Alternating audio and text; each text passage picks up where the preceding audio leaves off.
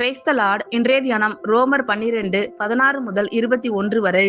ஒருவரோடு ஒருவர் ஏக சிந்தை உள்ளவர்களாய் இருங்கள். மேட்டிமையானவைகளை சிந்தியாமல் தாழ்மையானவர்களுக்கு இணங்குங்கள். உங்களையே புத்திமான்கள் என்று எண்ணாதிருங்கள்.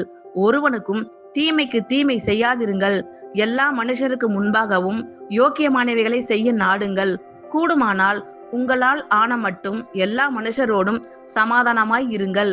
பிரியமானவர்களே, பழிவாங்குதல் எனக்குரியது, நானே பதில் செய்வேன் என்று கர்த்தர் சொல்லுகிறார் என்று எழுதியிருக்கிறபடியால் நீங்கள் பழிவாங்காமல் கோபாக்கினைக்கு இடம் கொடுங்கள். அன்றியும் உன் சத்துரு பசியாய் இருந்தால் அவனுக்கு போஜனம் கொடு, அவன் தாகமாய் இருந்தால் அவனுக்கு பானம் கொடு. நீ இப்படி செய்வதினால் அக்கினி தழலை அவன் தலையின் மேல் குவிப்பாய். நீ தீமையினாலே வெல்லப்படாமல் தீமையை நன்மையினாலே வெல்லு. ஒருவரோடு ஒருவர் ஏக சிந்தை உள்ளவர்களாய் இருங்கள். மேட்டிமையானவைகளை சிந்தியாமல் தாழ்மையானவர்களுக்கு இணங்குங்கள். உங்களையே புத்திமான்கள் என்று எண்ணாதிருங்கள். ஒருவனுக்கும் தீமைக்கு தீமை செய்யாதிருங்கள். எல்லா மனுஷருக்கு முன்பாகவும் யோக்கியமானவைகளை செய்ய நாடுங்கள்.